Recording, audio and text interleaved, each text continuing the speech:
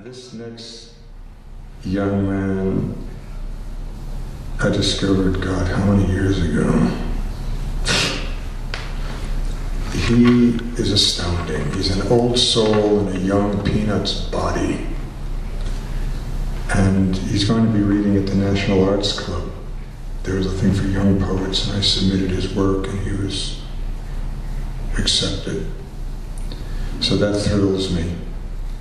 But you're going to enjoy this. Michael Rose, where are you?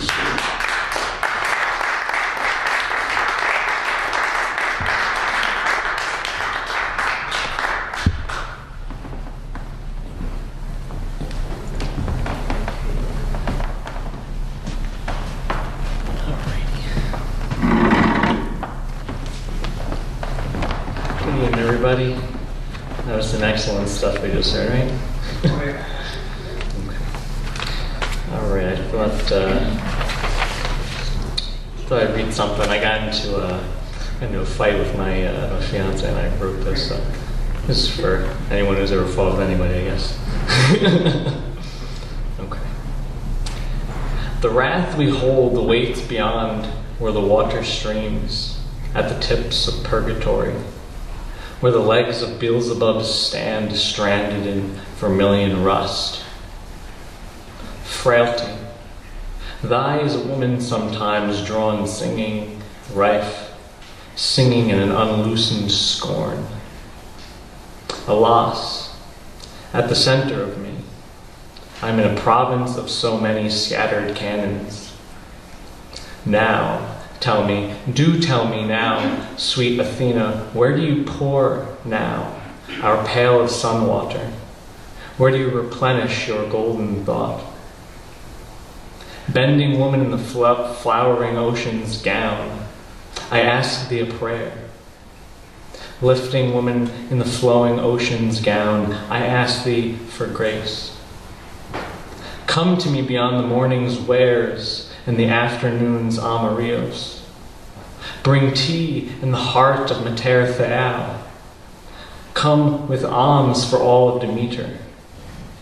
For I wake with the fire I brought through yesterday's sleep, from a rebelliousness and human heat, from the tower of my mouth and the madness of my foolishness. At the foot of Olympus, before the wide cloak of Zeus, I ask ye for the flowering compass, the good that guides Virgil from darkness, from leg and catching claw at the center of this, the hollow earth. Lifting woman in the flowering ocean's gown, I ask thee for this deep grace, dear statue of stone. Bending woman in the flowing ocean's gown, I ask thee for this, a floating prayer, dear statue of white. Yes, here a Gaia tree, here a verse wished in the afternoon light. From thee a prayer, my hallowed wife. Blessed be he, sweet, sweet being creating moist, poetic curl. Lay down soft holiness within him sweet. Him who is sweet, blessed be he, and wrapped being alone lost within an ancient morning waiting. So that's that.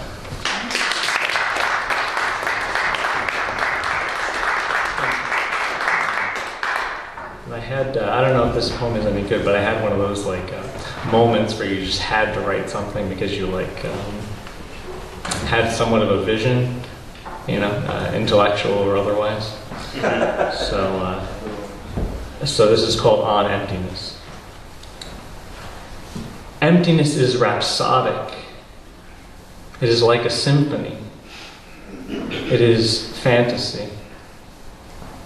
Do you remember, dear flower, dear love, first at the dawn of the ocean's age, in the green world soaring, flying then, spray at our cheeks, and without time and with each, eyes upon the other, our fish wings beaten, shaken by the wind, our hearts as tall as the mountain. There, my love, you feel free in the mountains. There, in the mountains. There in the mountains, flying southerly, rising free. The only song I wish to sell you is that of the swirling tornado. Be gone, you who never was and who is not. The rhapsody neither toys with time, nor is it itself one with time. This time, too, time of the sweet fool, is a myth, and alley for the vagabond mind.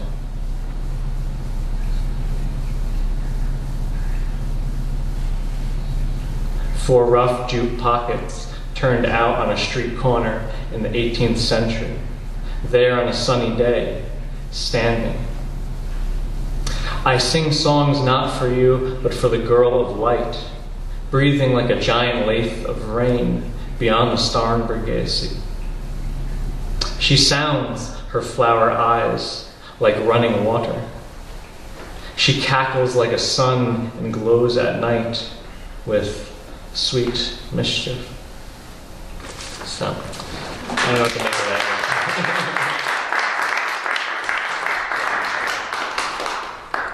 Let's see. I studied Buddhism when I was in college rather thoroughly, and so I have a lot of these inherited a lot of ideas, so to speak, from that. If you can call them ideas after you study Buddhism, but this is a poem. It's called NonSelf, because in Buddhism I'm not going to make the postulate clear, but if you know it or if you don't know it, the postulate is that there is no self, and that is the cause of suffering is to believe there is a self, so to speak.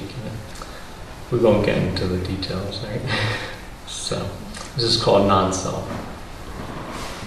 Again, a certain truth drinks and beckons my limbs be gone, and my spirit be made tall, and old conclusion be made new.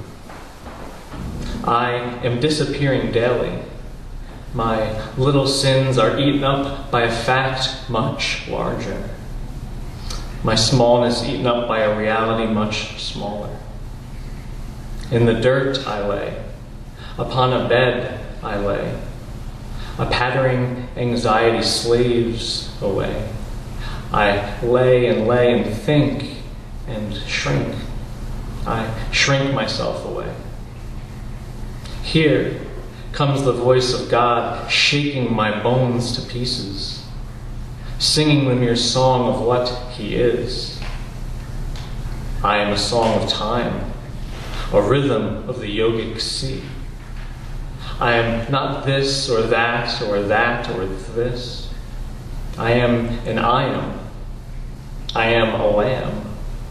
I am a song without a self, an author without his universe. The proof of one's meditations lays not in one's words nor in one's actions, but in one's presence. I think as I shrink myself away. What is anatomy? A soft lute, a lamb, but a youthfulness slipping away, a self, but a candlelight whipping in the air, balancing this truth. There is no self in truth. This is the conclusion of all truths. For if we remove the self, there becomes no more lust for self, no more shore of self on which to shore our diverse guts, on which to lust. Remove the shore, and you do not shake or rupture the earth. You leave a particular discourse. You leave the coiling path of electrical insistence, like a bird tilting from the ledge of a nest, where the air welcomes him and the earth defers long for him, like a warm, lost, and forgotten friend. You finally balance upon the wheel of the world. Thank you.